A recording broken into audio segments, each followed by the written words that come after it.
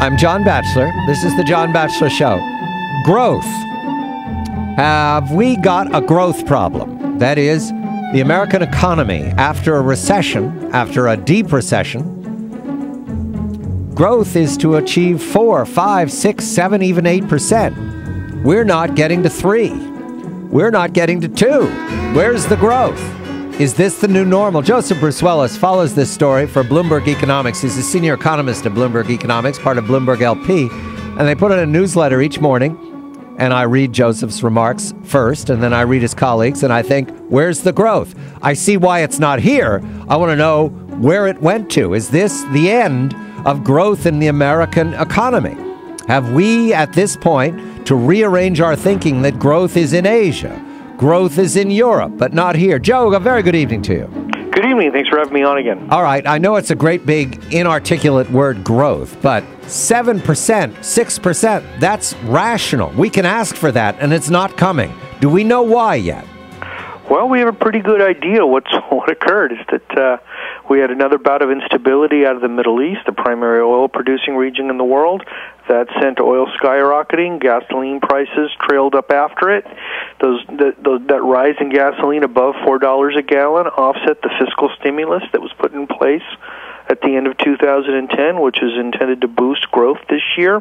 Thus, we're right back, in a low level of growth, roughly right around 2%. It does look like, unless the data turns better here in late May and early June, we'll be lucky to see a 2% rate of growth in the current quarter. That's the second quarter of 2011. Now, there are some special factors. Obviously, the things we've talked about, the earthquake in Japan, which has disrupted the supply chain in terms of auto production, the production of tech and civilian aircraft, and then some of the storms, tornadoes, and floods we've seen in the Midwest and South. Now, these things will fade. Production will start as Japan comes back online, and we'll see a little bit of a bump in the second half of the year. But also, there's another factor at play. It's what's going on globally. Global central banks are increasing policy rates in an attempt to quash inflation. That's reducing external demand. The two drivers of the recovery have been, one, manufacturing, and two, trade. As those factors slow down, it's highly unlikely. We've already seen a peak in cyclical growth here in the United States. A peak in cyclical growth. That's a very polite way of saying we're not going to do much hiring for the rest of the year. Is that correct? Well, we will hire, but we'll probably be hiring somewhere between 150 and 200,000 individuals a month. And that's what we need. That's what we need to do. Just because the workforce is growing and people are coming online, people are graduating. This doesn't help the 2011 class. It's not you, Joe. I just want to give them what Wall Street calls the kitchen sink. Okay, we're kitchen sinking this. Okay, all right. That's right. We're throwing in everything so that when the worst happens, you won't be surprised by it. 1.8, under 2. We're going to project a little bit of a snapback in the third and fourth quarter. Maybe we could get into the 3s. Is that rational to ask for the last half of the year? That's quite possible that in the fourth quarter of the year we could see a 3% rate of growth, sure. All right. Now, altogether, however, this is a disappointing year. What's going to change? We thought this was a comeback year. It didn't arrive. Is there some, I'm thinking that life has become a nuclear reactor core, right? There's a leak somewhere and we can't find it. Do we know where the leak is? Well, we do know that we are in an extended period of deleveraging. When you have a financial crisis that involves large levels of debt, the economy tends to grow for a much slower period over an extended period of time. And that's simply what we're dealing with, elevated levels of private debt, which have to be drawn down, and then we've got an elevated level of public debt, which will require a clear, transparent, and coherent plan to pare down that debt over an extended period of time. Right now, that's created massive uncertainty for businesses, and it's quite clear that consumers continue to struggle, even outside of the increases in the price of food and fuel. I mean, we wouldn't be doing that much better, to be honest with you, just from the consumer's point of view. In micro terms, and we're talking macro here to Joseph Briswellis, micro terms, we have Greece, which is an unsolved problem in Europe, and here we have the debt ceiling. The Congress rejected a debt ceiling, a clean bill of debt ceiling today, a lot of posturing on both sides.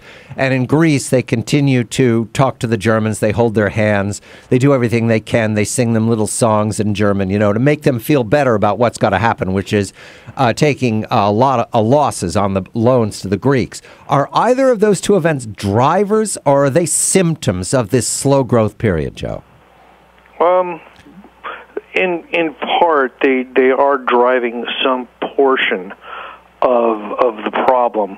The Greek problem and the debt problem in the U.S. That's correct. I think that the problems here are more homegrown. It's the overhang of debt. It's the overhang of supply in the housing markets, and it's the transition away from the economy we had for the past 25 years to something that we're not really sure what it's going to look like in 5 years from now.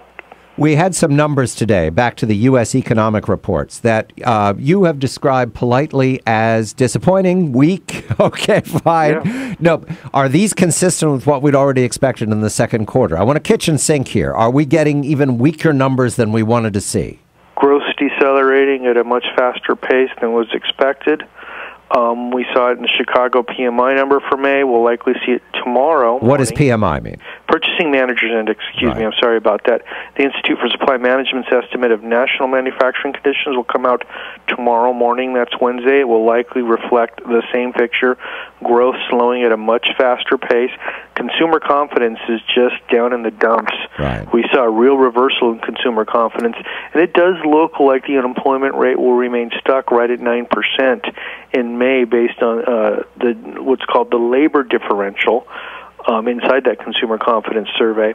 And, of course, the Case-Shiller Home Price Index showed what we already know, that home prices have dropped really 5% on a quarterly basis, and that there's four things holding the housing market back. One, supply. Two, consumer credit remains constrained. Three, there's too many distressed homes out there, which is driving the price down. And four, there's been a bit of deflationary psychology that's crept into the market, and people who are willing to buy a home based on affordability simply won't, because they don't think prices have bottomed out yet. Joseph Briswellis, the senior economist at Bloomberg Economics, part of Bloomberg LP. They put out a newsletter each morning. You're welcome to it. I read it very carefully. I mentioned that the word right now for the second half of the year is caution. I'm John Batchelor.